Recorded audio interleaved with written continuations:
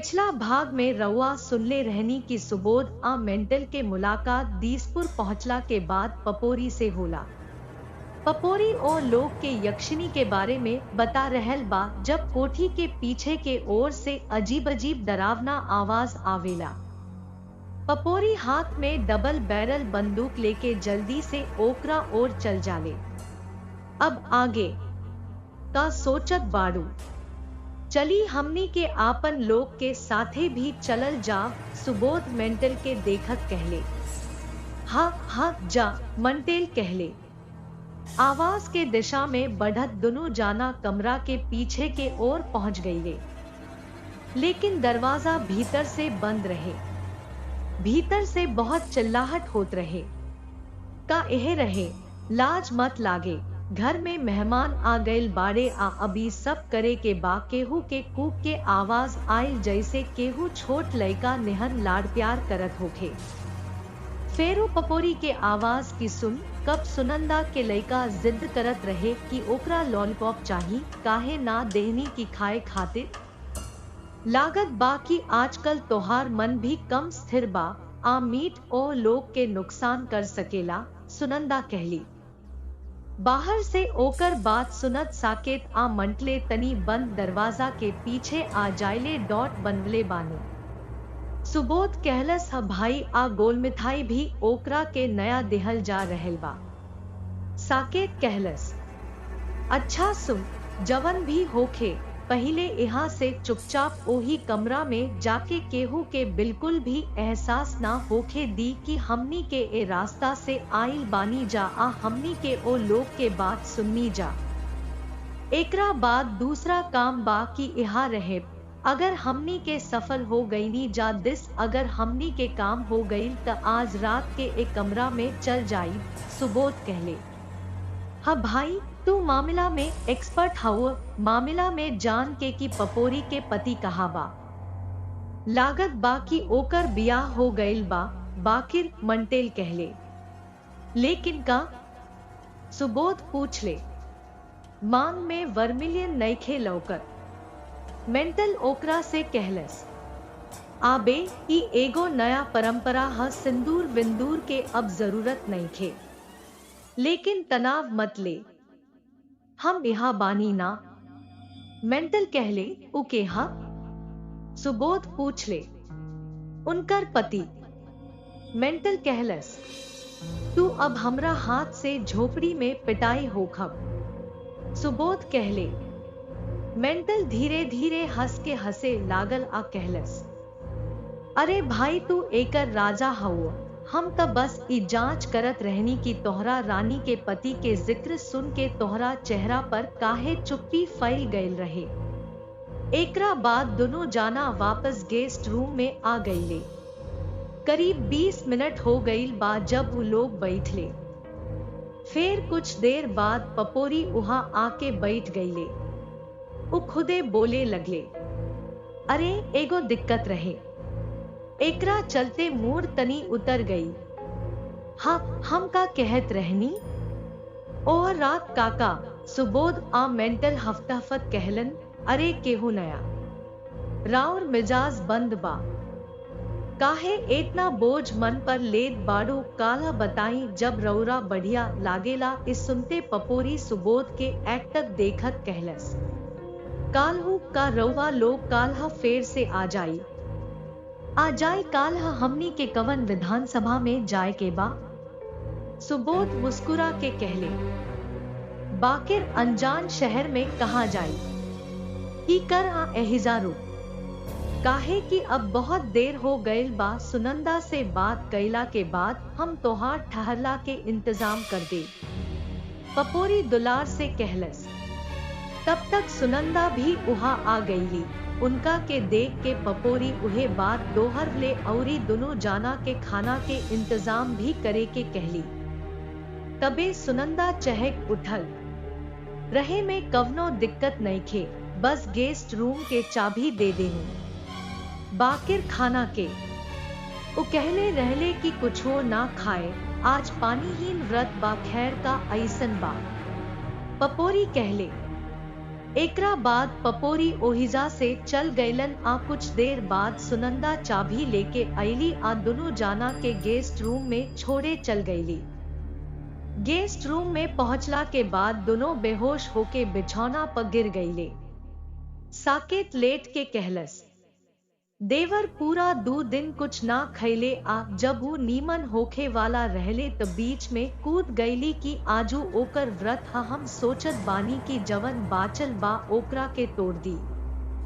बहन के बात कहीं ना कहीं यह सच्चाई रहे कि खाली पेट जंगल पार कईला के बाद ओकरा पेट में चूहा के सेना दौड़त रहे। लेकिन सुनंदा से कहल झूठ से उफंस गईले। हाँ यार, इतना भूख लागल बा कि हाथ गोड़ काम नइखे करत। कहीं ना अब छोड़ दी, बाद में हमनी के ही सुनंदा भी देखब जा, लेकिन सुते मत जा, याद बाका। सुबोध कहले, रौरा ओ बच्चा के खोजे के पड़ी। साकेत कहले, ओ बढ़िया से कैले बानी हमार हीरो। ई लोग कुछ समय औरी सुते के चाहिए। सुबोध कहले, रात के अभी 9 बज गई रहे। मानसिक मोबाइल पर गीत सुने लगले। आ सुबोध कुछ देर ले आंख बंद करके लेटत रहले।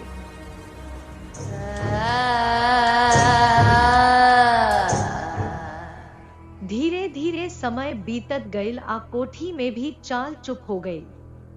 एही बीच मेंटल जे बहुत दिन से गीत सुनत रहे, अब वो नीरस हो गई। वो गीत रोक के एगो आध्यात्मिक चैनल बजावत रहले। रात के लगभग 12 बजे हो गई रहे। तबे उनका लागेला कि केहू उनका के हिला रहल बा। मोबाइल में चलत वीडियो के कुछ देर रुक के ईयरफोन निकाल लेला। तब वो सतर्क हो गईले। ओकरा याद बा कि रात हो गईल बा आ अब केहू ओकरा के कोठी में ना पकड़ पाई। जब दोनों जाना गोड़ नीचे करके निकलल त फेर उहम आ देख ले। सुनाइल मानसिक हंस के कहलस, भाई तोहार पपोरी लागत बा। ओ बात तक पूरा ना कर पवले। फेर सुबोध एक तक देखत रहले। अबुरी कहले, उई सब ना करेली अगर रौरा ओकरा बारे में फेर से ई सब कह दी। अब ओहो आगे बतक ही पूरा ना कर पवले। फेरू औरी आवाज आइल, आ डॉट हा उम्हा आ। जब दोनों जाना आगे बढ़े लगले त आवाज के पीछे पीछे सुनंदा के कमरा में पहुंच गईले। साकेत कमरा के बहरी से मध्यम आवाज में कहलस। आवाज अभियो बराबर आवत रहे। शायद सुनंदा भीतर हस्तमैथुन करत रहली। दोनों जाना जल्दी जल्दी पपोरी के कमरा के ओर हाथ बढ़वले। बहरी खड़ा होके बहुत ध्यान से सुने लगले। भीतर पपोरी के रोवाई सुनाई देत रहे। वो कड़ुआ रोवत रहली कि जब हमरा ए जिंदगी में तोहार सबसे ज्यादा जरूरत रहे, तब तोहरा पता ना चलल कि तू हमरा के छोड़ के कहाँ चल गई। मेंटल ई सब सुनला के बाद कहले, भाई तेल के धार उहाँ बहत बा आ इहाँ एक बूंद तक नहीं खे। जरूर ई पपोरी भी कुछ छिपावत बा। ई काम ऐसे हो रहल बा जैसे भाई अभी अभी मर गईल होखे। हम त ओकर प्यास खाली बुझा दे। देखत बाड़ ऊ बहुते प्यासल बाड़ी, लेकिन अब मौका सही बा। पहले पेट के भूख प्यास के तृप्त कर दी। मौका भी सही बा। ऊ रोवे में व्यस्त बाड़ी आ ऊ लेबे में व्यस्त बाड़ी। सुबोध कहले। एकरा बाद दोनों लोग उनुका के खोजत रसोई में पहुंच गईले। वहां खूब खाना देख के दोनों जाना के खुशी के कवनो सीमा ना रहे। दोनों जाना बैठ के गलत खाए लगले। खाना खाए में अतना डूबल रहले कि कब केहू ओहिजा आइल त इहो ना बुझाए। केहू पीछे से साकेत के छूवलस। मुड़ के देखलस कि सुनंदा उनका पीछे खड़ा बा। सुबोध आ साकेत उनका के देख के तनी घबरा गईलन आ थाली छोड़ के खड़ा हो गईलन। नीमन तइहे राउर हकीकत हसाच बताई रौरा लोग के हई। व्रत हा काहे झूठ बोलनी। अब यहाँ सांच ना बोलब त हम पपोरी के सब कुछ बता दे, तोहार गांड बस्ट करब। सुनंदा खिसिया के कहली, ए बदमाश, पहले ब्रा के पट्टी ठीक कर, ई त बहुते निकलल बा। आ मान ली कि हम झूठा हई त तू अभी कुछ देर पहले अपना कमरा में हाथ रख के हथियार चलावत रहली, तब का बाड़ू? सुन, मोरी एगो मजबूरी रहे कि हमरा झूठ बोले के पड़ल। अब अगर ओकरा सामने हमार राज खोले के पड़ी त मस्त हो जाई डॉट, लेकिन तब तोहार नशा में धुत आधा रात के आ ओहो उजागर हो जाई डॉट बोली डॉट। उनकर बात से तनी चौंक गईली डॉट। अब उनकर आवाज विनम्र हो गई। वो कहली डॉट का रउवा हमरा के अइसन करत देखले बानी डॉट। ह दोनों लोग एक संगे झूठ बोल के आपन जान बचा लेले डॉट। हमरा अब बहुत लाज लागता। खैर, हम ये बात केहू के ना बताई, अवूरी आप लोग भी मत बताई डॉट करे। काहे खाइल छोड़ले बाड़ू, बढ़िया से खाई डॉट। आरो अब मिठाई लेके आई डॉट। खैला के बाद उहो खाली डॉट ले। सुनंदा मक्खन लगा के मीठ आवाज में कहली डॉट, कनिको का उनका मालूम रहे कि वो आइस ने लॉटरी जीते वाली बाड़ी। सुनंदा मिठाई देके कुछ समय बाद अपना कमरा में लवट गईली डॉट। जैसे ही उछल गईली, मेंटल कहलस, भाई एक बेर हम फाट गईल बानी, वॉस चल गईल कि अब का होई, लेकिन तू ओकरा के रोज बोले से रोकत रहलू। हमार हीरो हमार भी रहे, लेकिन तब तोहार दादा के बात याद आ गई। सुबोध कहले, का बात भैया? मेंटल कहलस डॉट, आज रात के आखिरी काम बाचल बात चली ओ बच्चा के उरी जांच करी आ वापस आ जाई डॉट, तब हमनी के आराम से सुत जाई जा। आ जा मेंटल कहलस। दोनों लोग आपन आंख बचा के पीछे साइड में आ गईल कोठी, जहां उ लोग सांझ के पपोरी के पीछा करत पहुंचल रहे डॉट। मेंटल के दरवाजा देखले त बाहर से अइसन बंद रहे, ओकरा में कवनो ताला ना रहे डॉट। दरवाजा धीरे से खोल के ओ कमरा में घुस गईले। कमरा में अन्हार रहे, कुछो ना लौकत रहे। दोनों एक दूसरा के हाथ पकड़ के लाइट के स्विच खोजे के कोशिश करेले।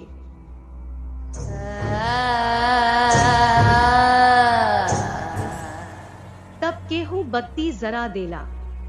रोशनी में वो कमरा एकदम सुनसान लागत रहे। आओ नम रहे, काहे कि अधिकतर समय बंद रहे। सामने देखत देखत एगो पूरा सूखल बुढ़िया उज्जर साड़ी पहनले बिछौना पर बैठल देखता रे। उनकर आंख चेहरा में लिपटल रहे, आंख के नीचे गहिरा करिया गोल दाग रहे। उनकर बाल उज्जर रहे, जवन पूरा तरह से बिखराइल रहे। ओकरा के देख के साकेत डर से कापे लागेला और बाथरूम के खड़ा कर देला। बेटी छोड़, ये क्या किया धुन? सुबोध साकेत से कहता डॉट। साकेत वहां से बिना आपन बात के जवाब देहले 9-11 हो जाला।